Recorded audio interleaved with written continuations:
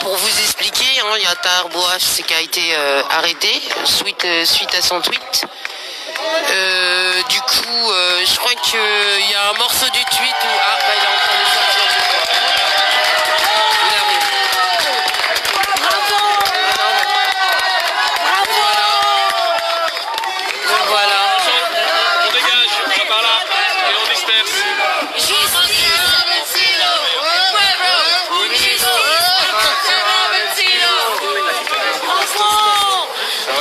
Eh ben, bravo maître. Qu'elle reste encore impartiale. Bravo.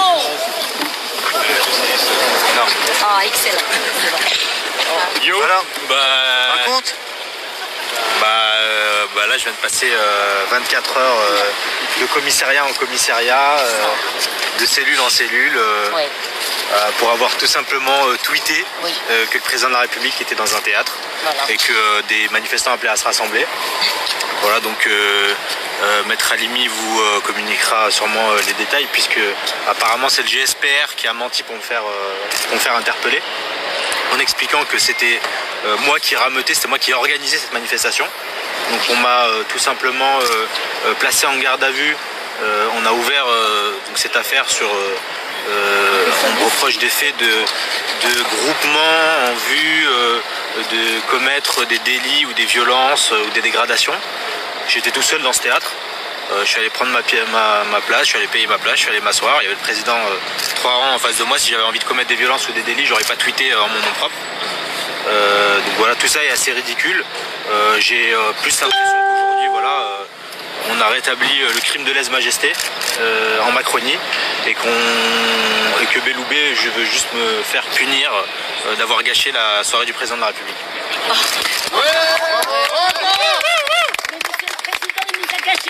Raconte comment ça s'est passé quand tu tweets, l'interpellation, comment ça se passe?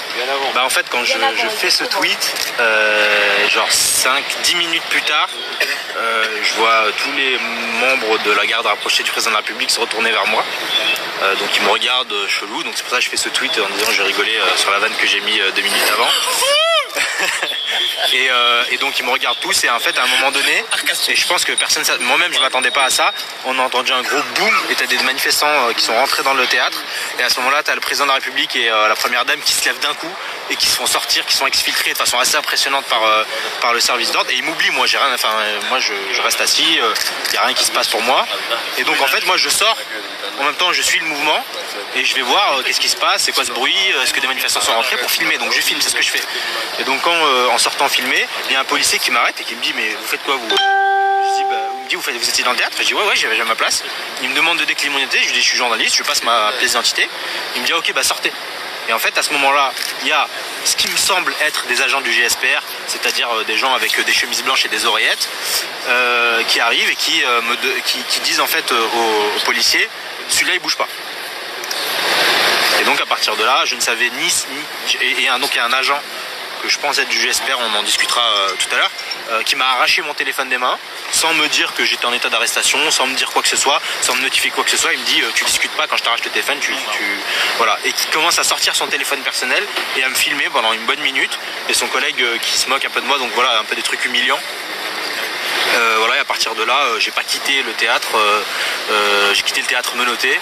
Je tiens à préciser un truc, par contre, parce qu'on le dit quand ça va mal, les policiers sont très bien comportés. C'est-à-dire les policiers de la préfecture de police ainsi que les policiers dans le commissariat du 5e arrondissement sont très bien comportés, ont été très corrects. Je dirais pas qu'ils étaient très ravis de ce qui s'était passé, je dirais pas jusque là, mais en tout cas voilà, ils ont été corrects.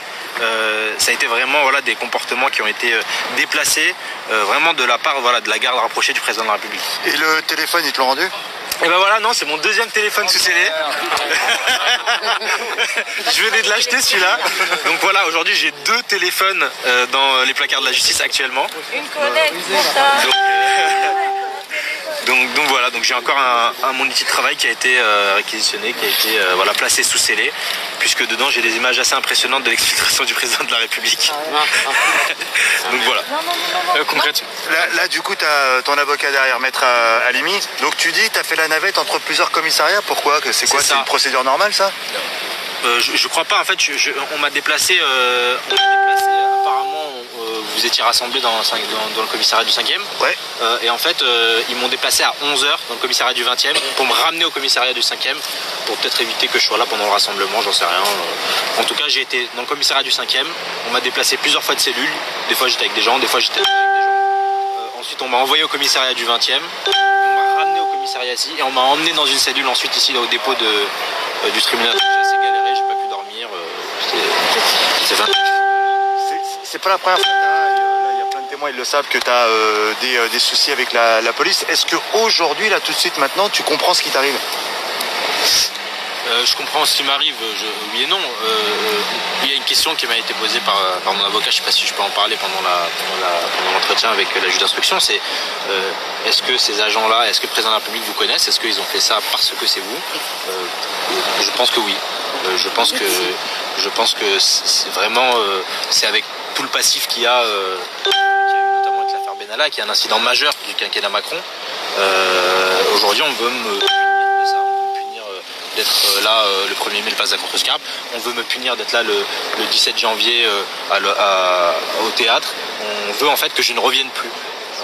On prend mes outils de travail, on veut me faire mettre en examen. Il faut savoir que le parquet demandait ma mise en examen, c'est-à-dire Belloubet. Voilà. Donc, et ce qui est assez spécial, c'est qu'en plus, les agents de police étaient assez étonnés que je sois envoyé au dépôt et que je passe tout de suite dans la soirée. Il y a une magistrate qui est venue pour l'occasion. Il y a une juge d'instruction qui a été saisie, donc c'est l'instruction qui a été ouverte pour qu'on puisse garder le téléphone en fait.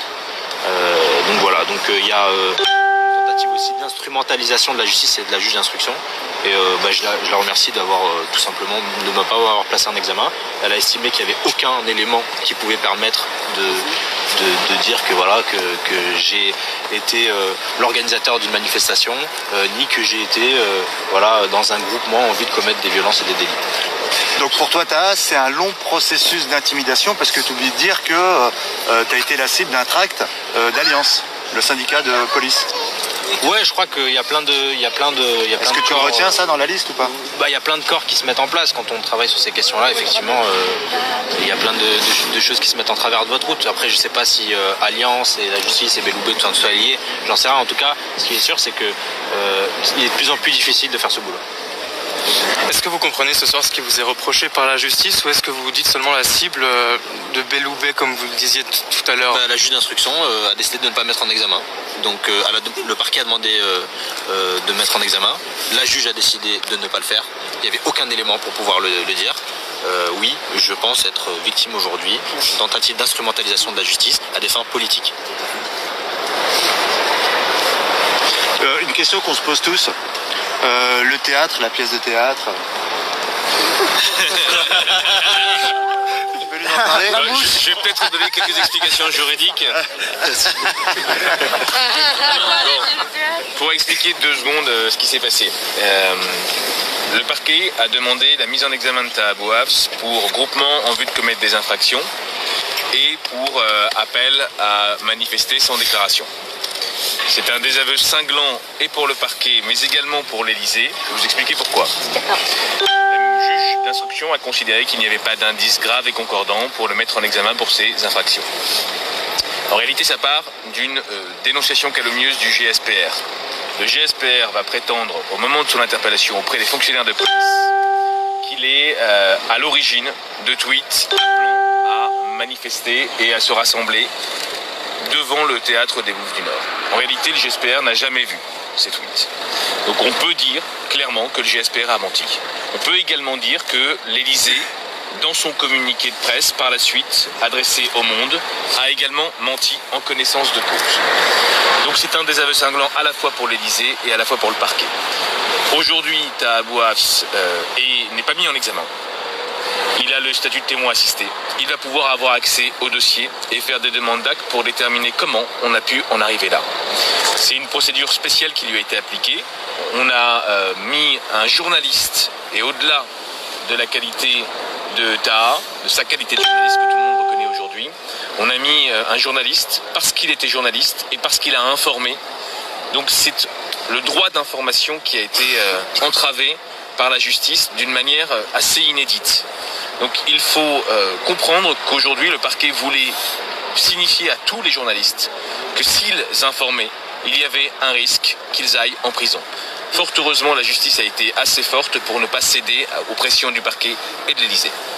Donc, maître, tout ce micmac, à la base, vous le dites, c'est une dénonciation calomnieuse. Ah, ça part de là. C'est très exactement une dénonciation calomnieuse du GSPA, c'est-à-dire la garde rapprochée de l'Élysée dans le théâtre. Pour quelle raison?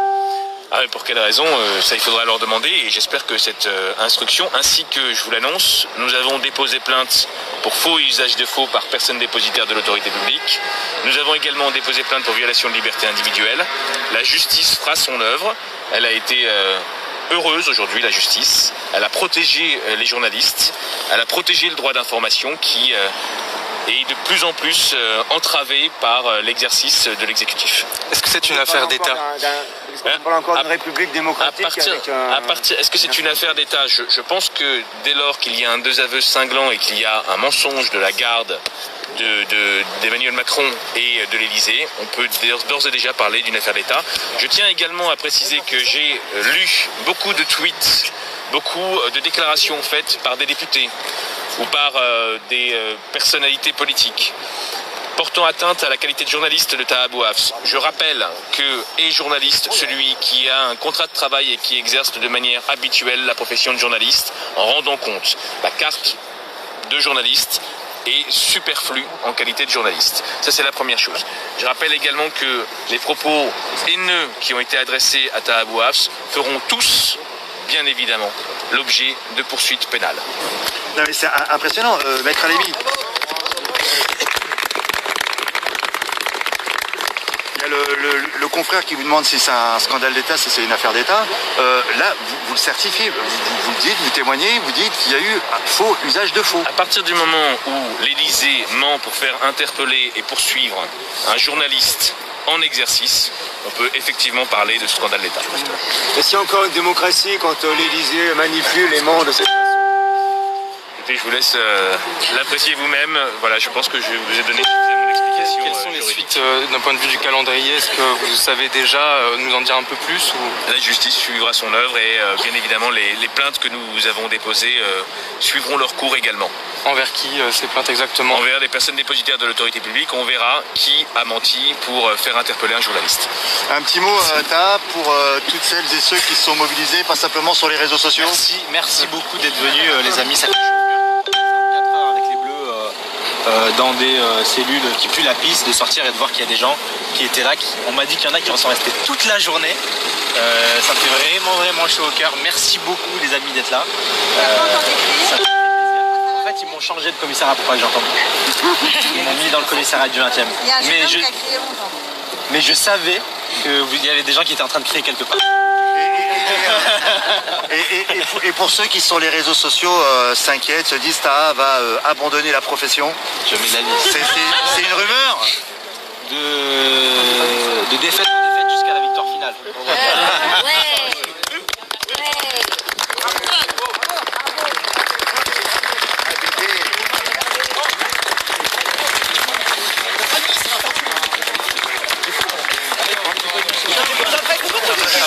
Voilà, c'est bien. Voilà, là, c'est très bien comme ça. Très bien. Très bien, voilà. On est content. Voilà. La liberté d'expression, elle est pas. Je m'y attendais pas, il y a eu 1766. Ah oui, bah là ça a été mieux cette affaire là. Ah ouais, non.